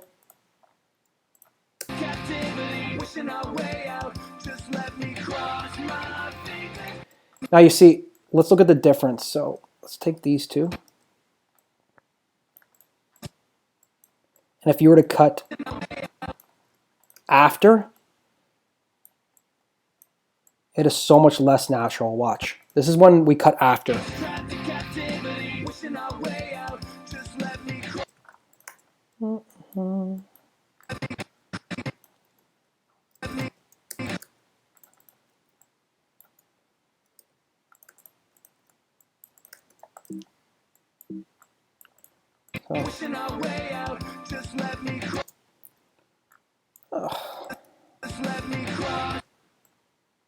A lot of cleaning to do here. All right, so now this is when it's blank. Okay, and then when you see it not blank, it just feels more progressive. Oh, you're half blocking the video. Oh, thank you, thank you, thank you.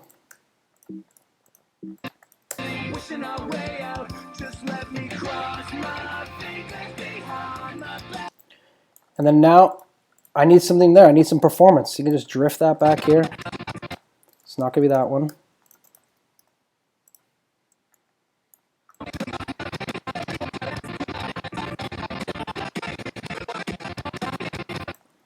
So he went on low mode here. Not a big deal.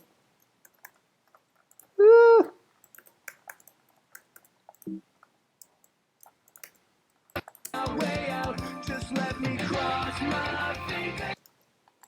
Check it out.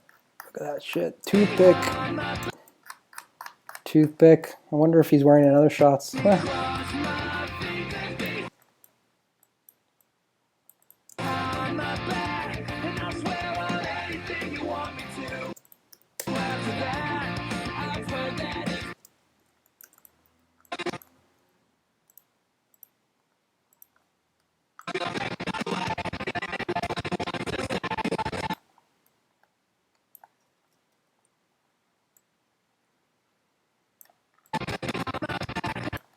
Nope.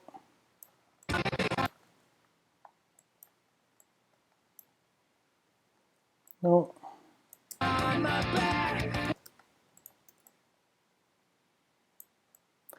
like the methodology behind this one, the car stuff, it's like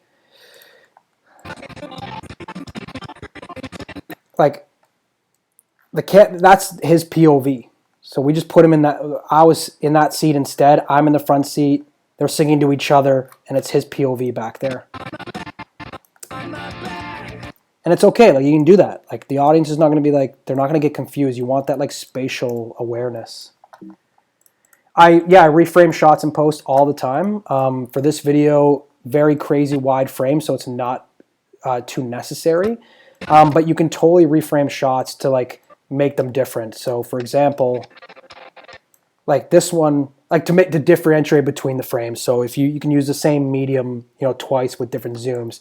But for this one, there's like a lot of empty space here, and you can go in so much with this quality. So I would just reframe, and I would center the guys. And it's that Mad Max Fury Road logic. I don't know if any of you know, but it was a lot of center framing. A lot of the movies shot with the middle framing so you can keep up with the action. And I have adopted that methodology into music videos. I prefer, center framing as much as possible. But one pet peeve I have, look, see, is his shoe's cut off there. I don't like that. Maybe I'll just get rid of a little headroom. And nice and even.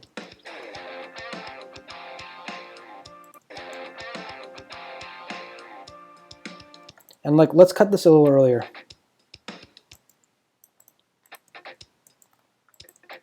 On the, let me see.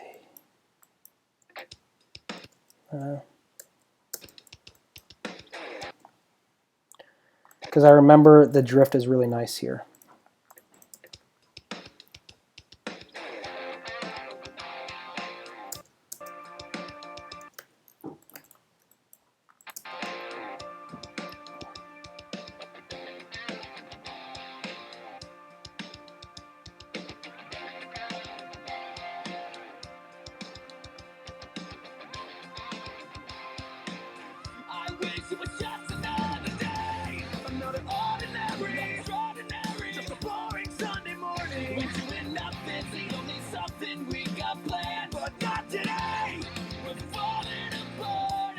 showing that we're basically trapped in captivity, wishing our way out. Just let me cross my fingers behind my back.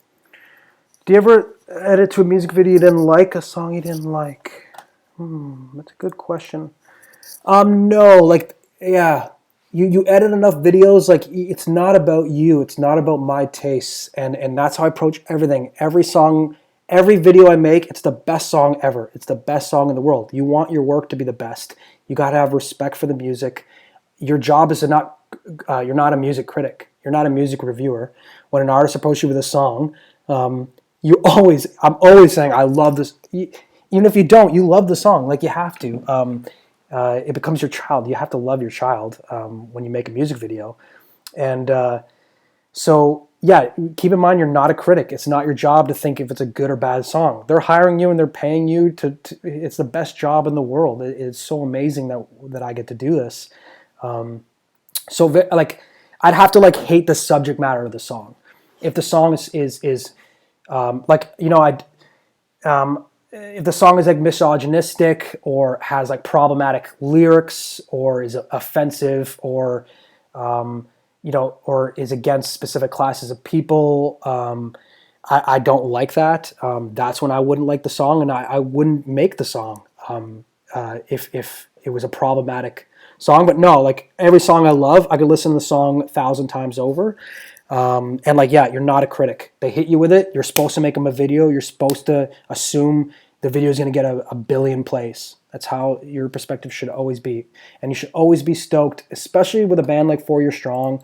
I think a band like 4 Year Strong, Knuckle Puck, Seaway, like State Champs, like anybody, there's a lineup of kids, of young creators, of professionals who want to make music videos for these artists. And I'm so grateful whenever I'm approached, because I know that there's people who could almost do it better than me. So you have to really, like, be grateful for the offer. And it goes both ways. You're giving them something that's amazing too, that they want. But it's better when it's mutual, and it's better when you start from, like, a perspective of respect. And yeah, work in business, but doing what you like, they go hand in hand. And have many flavors to your work. And like, I love shooting outside. I love shooting in natural light. I love shooting in rundown locations. At the same time, I love shooting in beautiful, picturesque settings that aren't run down. Your, like, attitude can be molded to almost any production. Like, do not get your head stuck in a space where it's like, I need A, B, and C to happen for me to like this project. There's always something in a project you're gonna love. For this project, I loved going I've never been to Coney Island. I wanted to go to Coney Island, and it was kind of all a means to shoot in Coney Island. I pitched the location directly to them. It's not in Worcester. It's not in Massachusetts where they live. So that's what I got out of this. I've always wanted to film on the beach. I've always wanted to work with Siobhan. Siobhan's the one that brought this guy on, and yeah, like, as you can see, like, a music video grows. Like, when you get the initial idea, it expands, and it doesn't have to all be what you want. It's a bounce. You're making a feast. Okay, you're just because you don't like cranberry sauce doesn't mean you're not going to make it for your guests. You know what I mean? I love my analogies.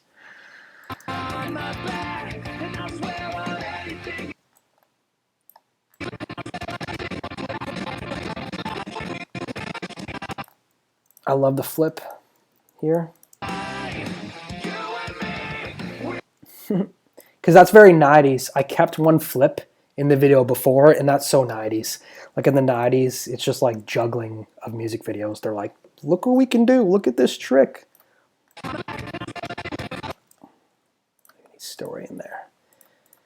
And when in doubt, if you need a story point that doesn't have a character in it, just use it.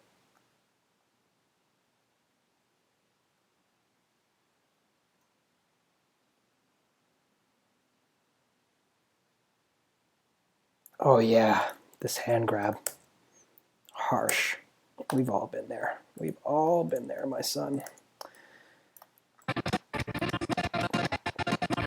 Now the problem doing this, like, live and like talking is like I'm losing sight of the bigger picture. So this is a lot easier when you're not like vocalizing what you're doing. But that's a nice 1 minute chunk we just did there. And it took no time at all. I just finished 1 minute of like a 3 minute video in like an hour, and like more like 20 minutes of actual dedicated time. So as you can see, like I wasn't like getting caught up in like where I'm going or like what I'm doing. I'm just building the edit shot by shot. You're just building and you're going with your dream. Just keep pushing forward. Don't think about, I'm not thinking about the end of the video. I'm not thinking about anything that's happening here. I'm just building it progressively.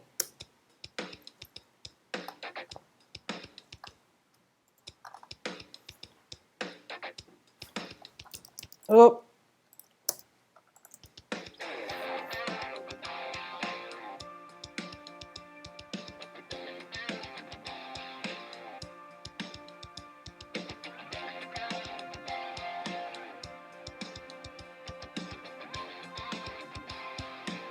I wish it was just another day, another ordinary, extraordinary, just a boring Sunday morning. We're doing nothing's the only something we got planned, but not today. We're falling apart and it's showing that we're basically trapped in captivity, wishing our way. And I love this trapped in captivity line because like you have these buildings in the background, and it really, this whole shot, you know, communicates a lot without actually like having any sound within the frame. It's mixed with the lyrics. But I really like this intro. It's really good. I love his subtle nod back here. Yeah, that's great. All right, folks, I'm about ready to wrap it up. If there's any more last minute questions about filmmaking, I'm happy to answer them.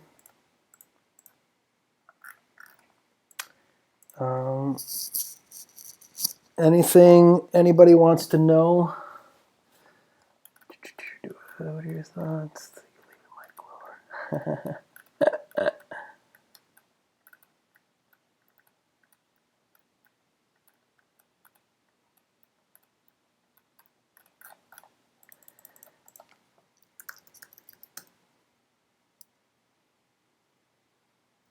Yes, I want to make TV shows and feature films. We are working on a feature, a 45-minute feature.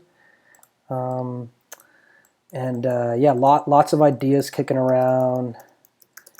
We're making, I made a show about, a web series about university. And we are making a web series about university, and this is what the progress looks like. And yeah. So we're building that one out. Yeah, I definitely want to get into features and shows. I'm definitely caught in the music video world, and with COVID, it's easier to write and come up with ideas. So narrative stuff is in the future. I just turned 30, so I still want to experience more of life and become, you know, a full human being. Because in my opinion, like to be a director, you need to be like very empathetic, and you need to understand like all walks of life. And there are things I've not experienced yet that I need to experience first. So we'll get there. How do I work with you if I come to LA? I am in Vancouver, not Los Angeles. But if you want to work with me, send me your email. Send me an email with what you do, and I'll add you to my resource sheet. So my resource sheet has cinematographers, gear, studios, locations, music, actors, special effects, production design. If you want to work with me, I'll just input you in here. And I work out of Vancouver right now.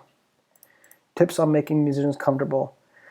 Yeah, if they're not used to be on camera, like it's a 50-50 thing.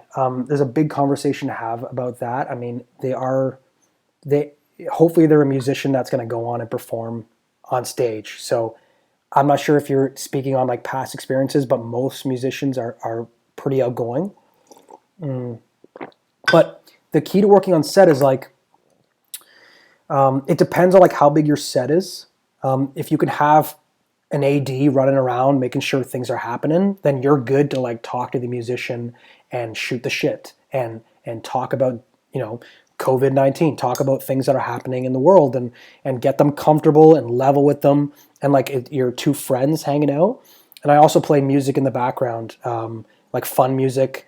I have a whole playlist, and it's definitely like a fun vibe. Like I want people to feel like on my sets to feel like no one will ever yell at you. No one's ever going to tell you like you fucked up, or no one's ever going to tell you like you're doing that wrong, or if someone comes up to me and yells at me that we're running out of time, like that's like I don't care if like safety first, okay? If someone's getting hurt, you stop, but like nothing ever goes wrong on a set. Okay, nobody ever does anything wrong. You have a firm hand, but it's a very positive experience, because if you start reaming people out in front of talent, it just spreads a bad vibe. So you're kind of just inviting people to over a party and come and hang out, listen to music, and then like let's start shooting, let's make our day. And it's mostly you and the cinematographer that are really focused on what has to happen, and you only need to introduce the current shot to the talent. Don't tell the talent, like, don't bog their brain with we're going to do this. Just have them focus on, okay, stand here, sing to the camera. If it connects with another shot you've done previously, don't tell them that. It's not essential information.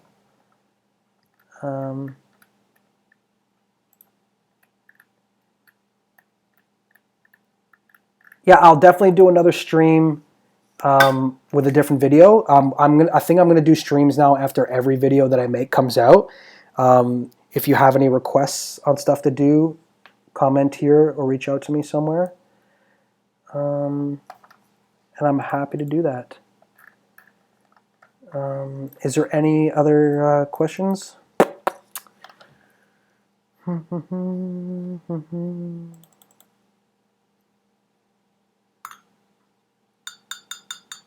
It's been fun though, and I'm gonna rewatch this and see how scrambled eggy I was. It's definitely like an adrenaline rush when everyone jumps into the chat, and like the viewers, kind of drives me crazy.